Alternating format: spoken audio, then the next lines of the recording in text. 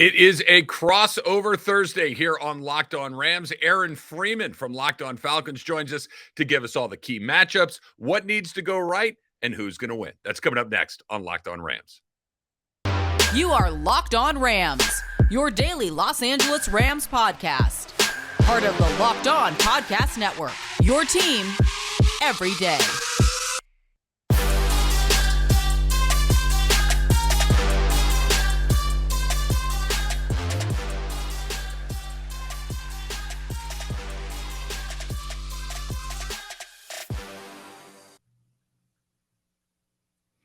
So, guys, you are back for another crossover Thursday. It's week 2 between the Atlanta Falcons and Los Angeles Rams. Of course, I'm the host of Locked On Falcons, Aaron Freeman. You can find me on Twitter at FalcFans.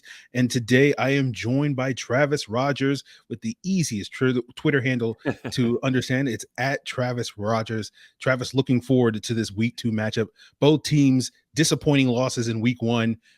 Looking for a bounce back game. Obviously, the Rams have high expectations for the season. They certainly do not want to start 0-2. No, this game, Aaron, has changed dramatically how I see it. I think how a lot of Rams fans see it, that going in and opening up with Buffalo, obviously, it's going to be a very tough game as the Rams, the defending Super Bowl champions, and banner night and everything, and you get an opponent like Buffalo. It really did feel like a game that could go either way. It obviously did not go the way that the Rams are. This Falcons game felt like a game, okay, this is one that you can probably feel pretty good about going in, and now I know a lot of people are holding on pretty tight about what's going to come on Sunday, because Atlanta looked, I think, a little bit better than a lot of Rams fans thought, and the Rams looked a lot worse than I think any Rams fans thought. So, guys, as I said before, it is crossover Thursday, and I want to let you guys know that today's episode is presented by our friends at Prize Picks. Prize Picks is so much fun. It's easy to play. There's no competing with other players. It's just you versus the projections. You can pick 2 to 5 players, and whether or not they score more or less than their Prize Picks projection, you can win up to 10 times as much money on your entry. It can literally take less than 60 seconds to enter. It's that easy. We love Prize Picks, and we know you will love it too. First-time users can receive a 100% instant deposit match up to $100 with the promo code Locked On. That's prizepicks.com, promo code Locked On. I was already looking at Cooper Kupp's projections and Younghoe Koo's projections. Go over. Yeah. Go over with Kupp. It's a good bet.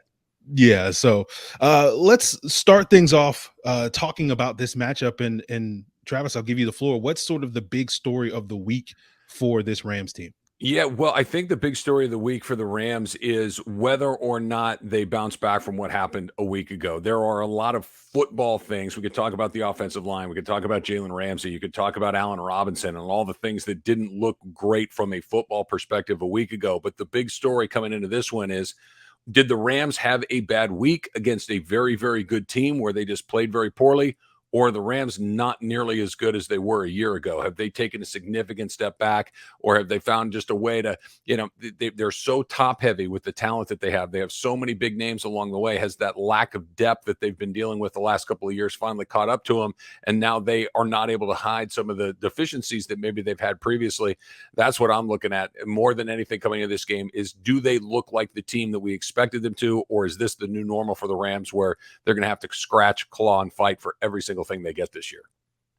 Yeah, I think that's going to be interesting to watch. I think it's a similar story for the Falcons. It's about their ability to rebound after a disappointing loss, another blown lead, another collapse for the Falcons in the fourth quarter. And it's about whether or not they can bounce back, regain the focus, and go up against this relatively hungry Rams team that certainly does not want to start the season 0-2 and having a home game where they should get that opportunity. And, the Falcons certainly don't want to start their season 0-2.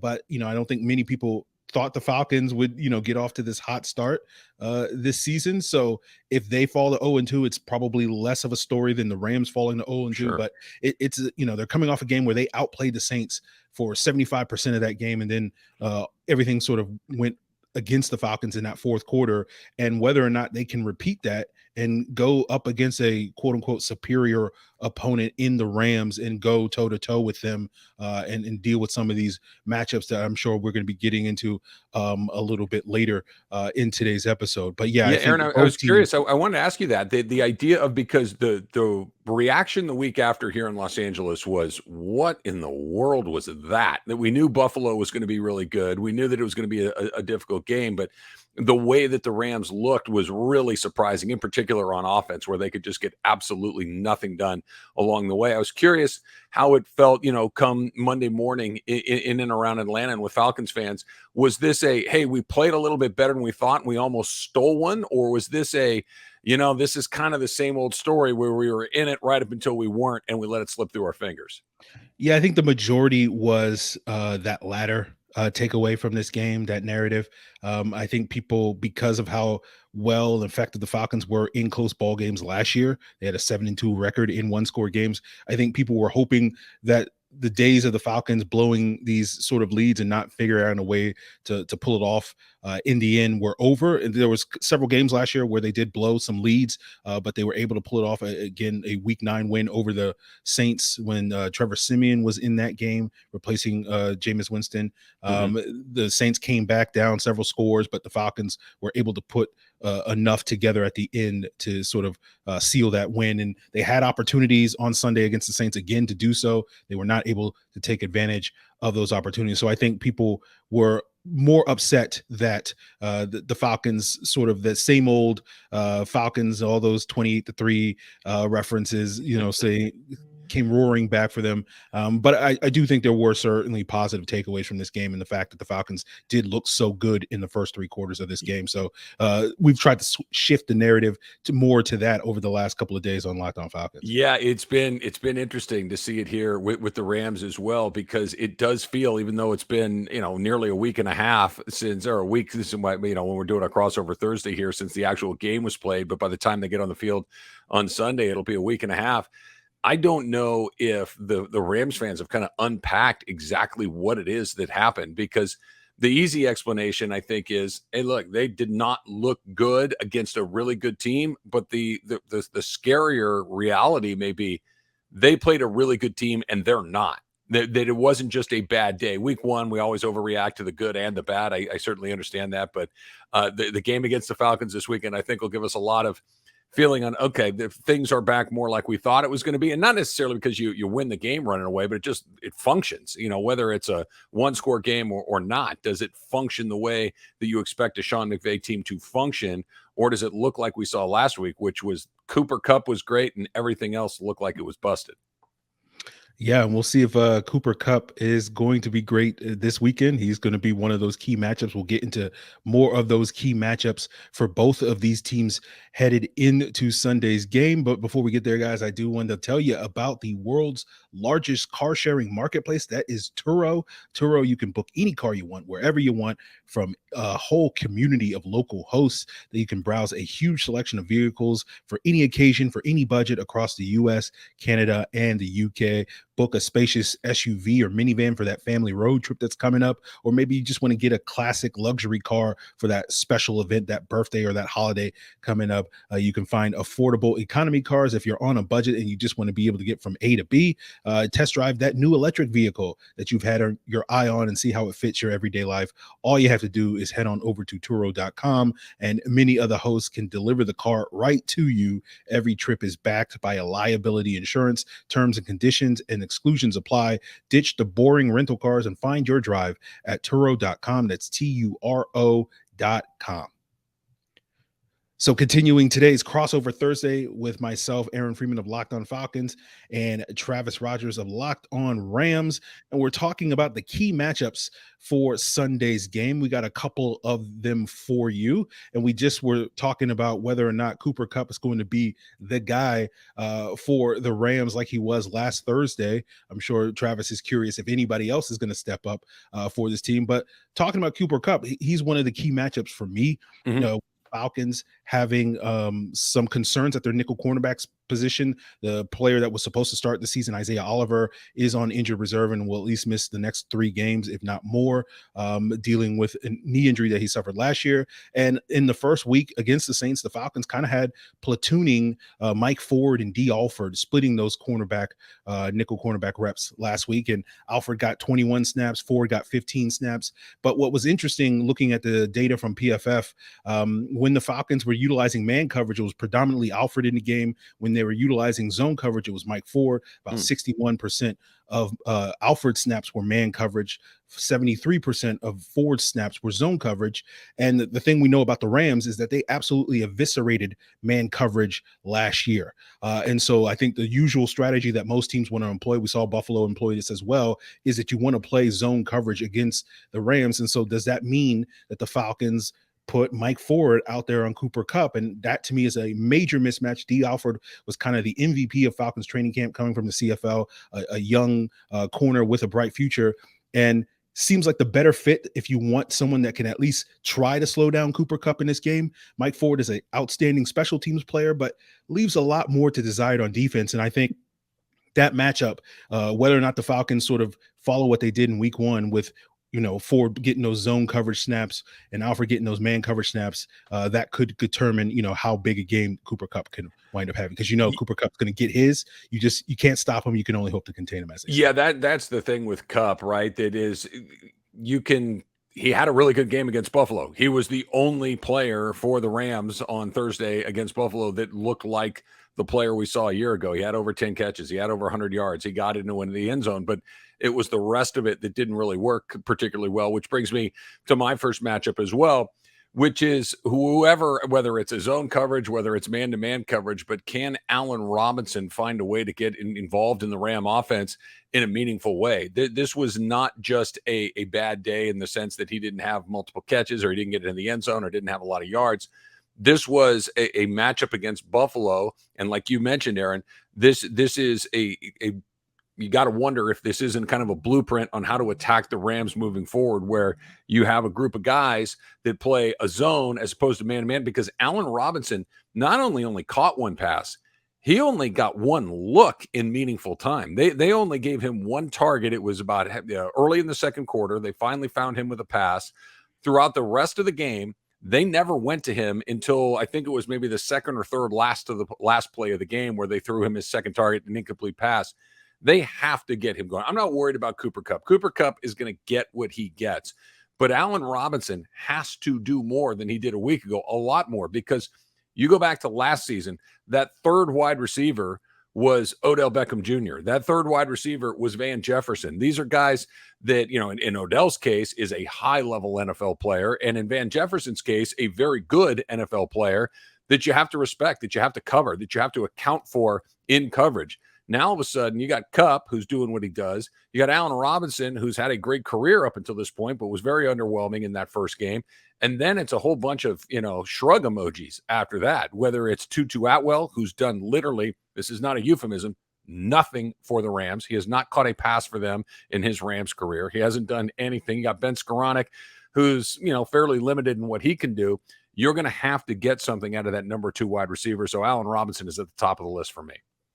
Absolutely. And I like the Falcons' chances with A.J. Terrell lining up on the outside, one of the best corners in the league, going up against Allen Robinson. But, another key matchup for me is what the Falcons do up front, right? The best way to keep the ball out of the hands of these playmakers that the Rams have at the receiver weapons is, getting the quarterback down on his backside. He can't complete passes from his back. And we saw the Bills do a very effective job with that against this Rams offensive line last week. And I'm very curious to see if the Falcons can do it again, going back to the notion of if the Falcons do play that zone coverage, that means they're going to send a lot of 4-man rushes. Dean Pease will certainly dial up a lot of blitzes out of that with those zone blitzes and whatnot.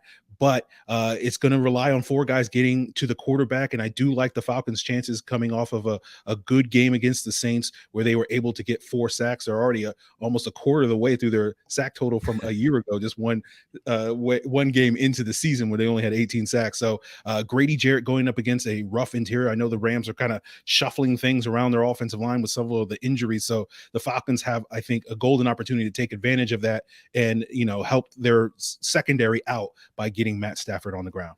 Yeah, I think you bring up some good points, Aaron, because the Bills were able to get 7 sacks on Matthew Stafford last week, and they were able to do it without blitzing. They were able to do it with just their regular pressure. That the Rams, like you mentioned, they thrive against man-to-man and they thrive against the blitz. That is where the Rams have really made some money over the last couple of years. And if all of a sudden you can create mismatches, if you can make him uncomfortable, to your point, if you can get him on his back with just your front four, then all of a sudden that's a game changer for whoever the Rams are playing against. You mentioned it a second ago. This is my next matchup that I'm looking about.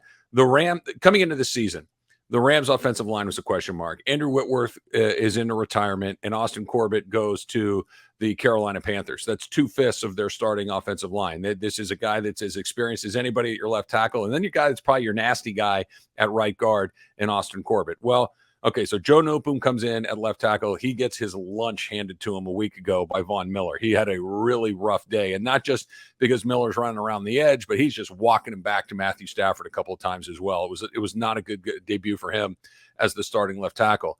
So you go to the right guard spot. Coleman Shelton is the guy that wins that job coming out of camp. Logan Bruss gets hurt. Now, all of a sudden, Brian Allen, your starting center, he goes down with a knee injury, which means you got to shuffle Shelton from right guard to center, which now means Tremaine Ankrum comes in at right guard. So you are already thin along the offensive line. 2 of your backups last year in Shelton and in Noteboom are your starters. Now one of those guys has to move over to play his position because another starter is gone. And now a guy who last year in Tremaine Ankrum, who was, kind of a depth guy, maybe a third string guy, maybe a guy that would play in some certain situations. Now you're going to have a whole game out of him. That offensive line was bad last week. It's the number 2 thing that I'm looking at this week behind Allen Robinson.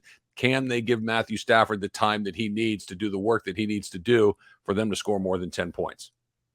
Yeah, and the Falcons' offensive line is no strength of theirs either, but they had a really good week last week. Only gave up 1 quarterback hit, 0 sacks against a Saints pass rush that usually just dominates them and has done so. I think I threw out the stat on last week's crossover with Ross Jackson of Locked On Saints that if you go back the last 17 games against the Falcons in the Saints have 56 sacks in those 17 games, but none last week. So the offensive line stepped up, but obviously they have a huge challenge ahead of them with Aaron Donald and Leonard Floyd and Greg Gaines and all those guys up front. The Rams pass rush was not as formidable in week 1 as we are known to see, but I think a lot of that was due to the Bills using the quick passing game to get rid of the ball quickly so that they could basically, Aaron Donald can't get to the quarterback if the ball is out of his hands. And Josh Allen did an excellent job in that. That's not really the strength of Marcus Mariota's game, is that sort of quick passing game and throwing with timing and precision. So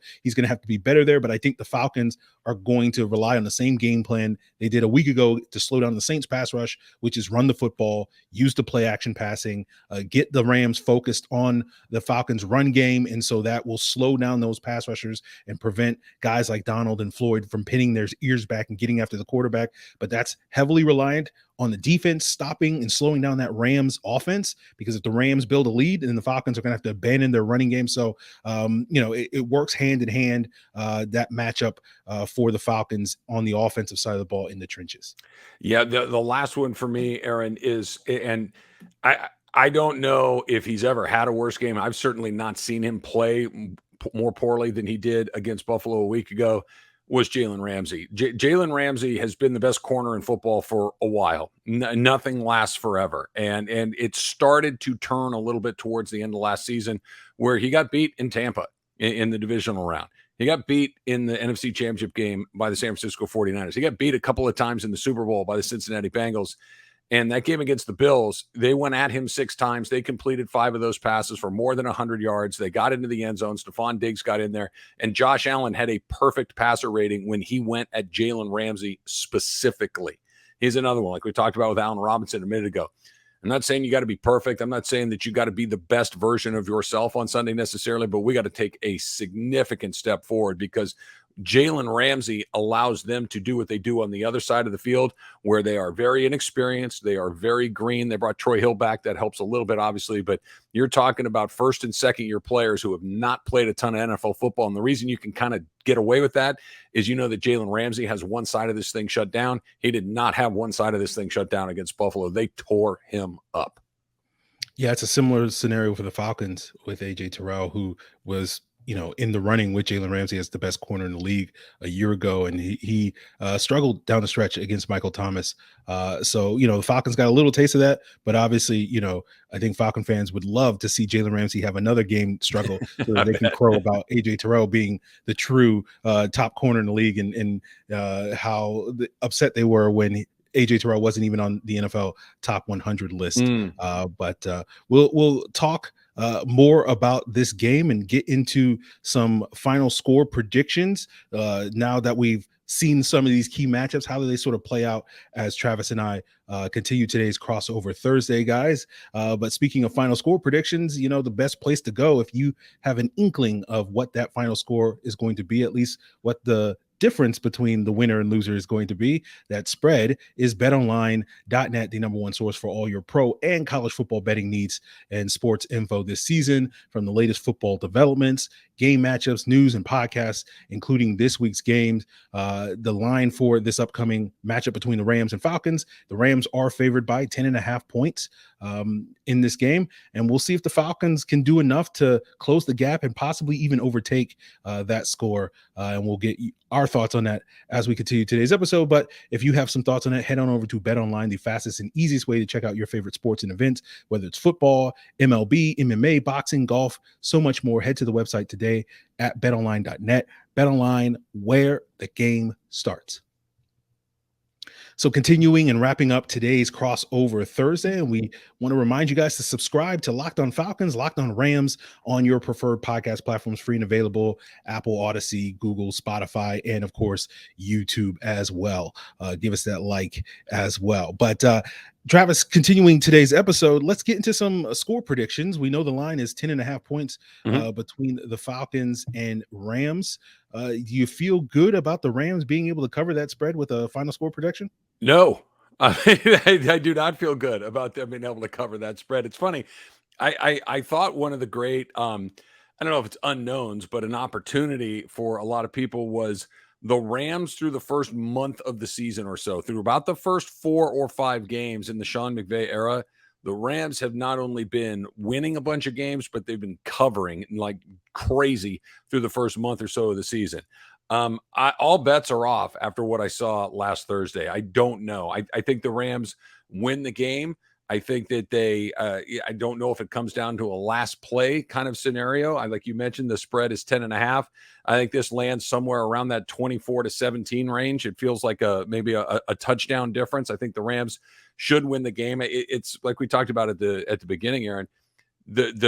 The feeling around this game changed dramatically from last week to this. This was hey, maybe if you can find a way to beat Buffalo, now you're 2-0. Now you're going to play a couple of division games. The next 2 Rams games are at Arizona and at San Francisco, a San Francisco game on a Monday night. Arizona, a team that they typically play very well against. San Francisco, a team they typically do not play very well against. So you had a chance to get through that first month of the season, maybe 3-1, maybe if you beat Buffalo, maybe 4-0, and we'll see what happens. Now, all of a sudden, this may be the game that you feel like you've got a really significant opportunity to win.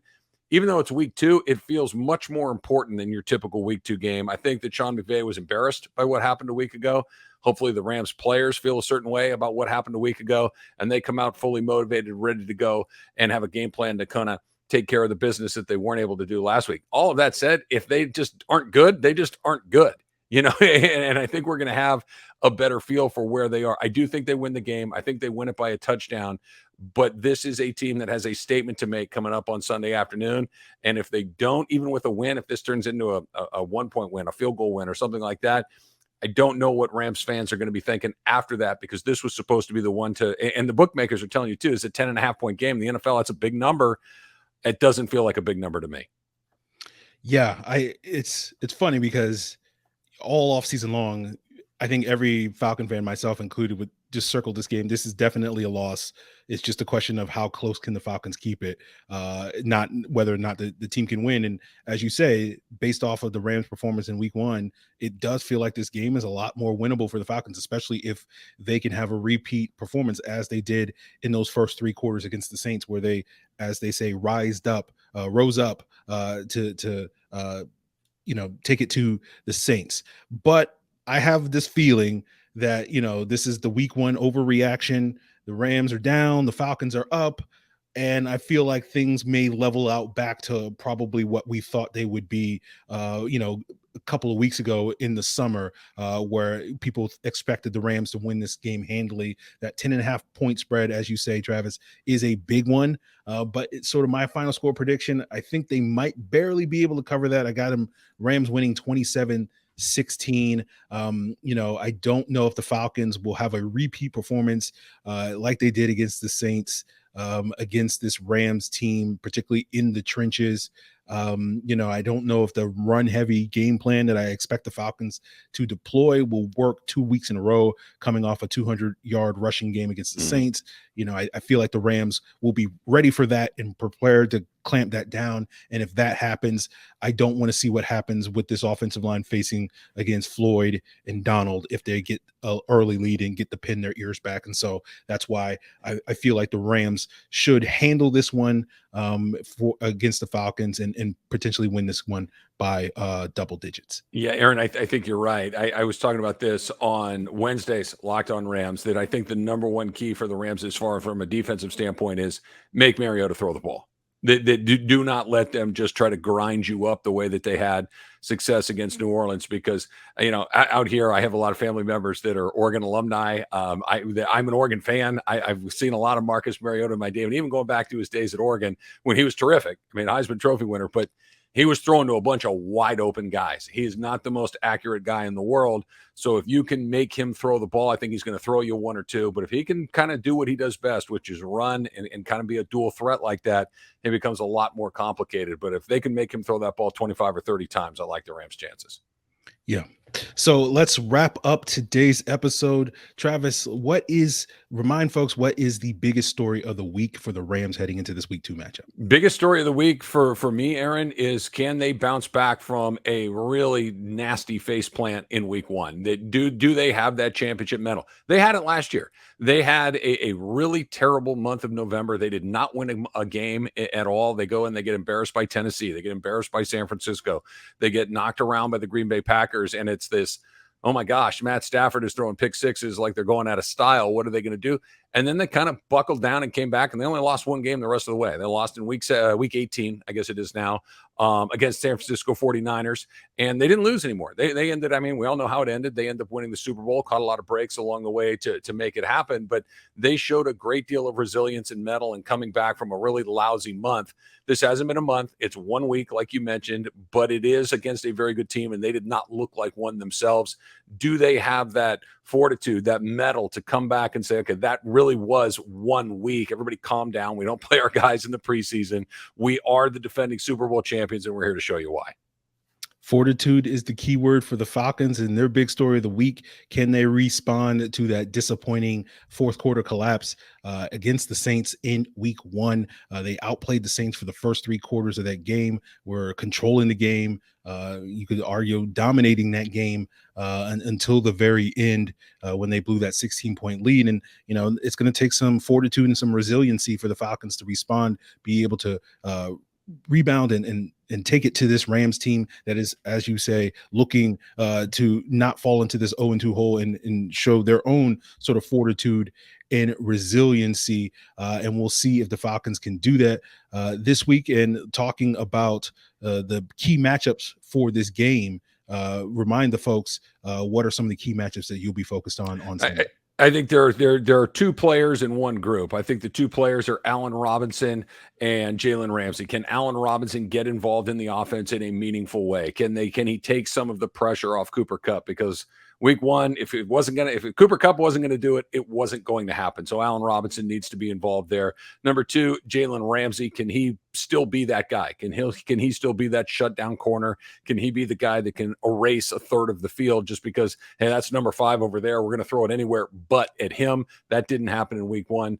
And then I think the last part is the biggest question of the offseason continues to be one of the biggest questions of the early part of this season, which is what exactly is that rebuilt offensive line for the Rams? Is it good enough for them to give Matthew Stafford the time that it needs? They've already had some injuries. They're already shuffling.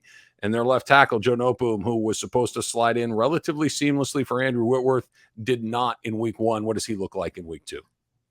Yeah, that Rams offensive line is going to be a key matchup for me, looking at the Falcons pass rush and whether or not they can take advantage for the second week in a row of that weakened Rams front. I'm worried about the Falcons offensive line dealing with that Rams front and Aaron Donald, and whether or not the Falcons running game can be as effective as it was in week one when they ran for 200 yards, rushing to slow down those Rams pass rushers like Donald to pin their ears back.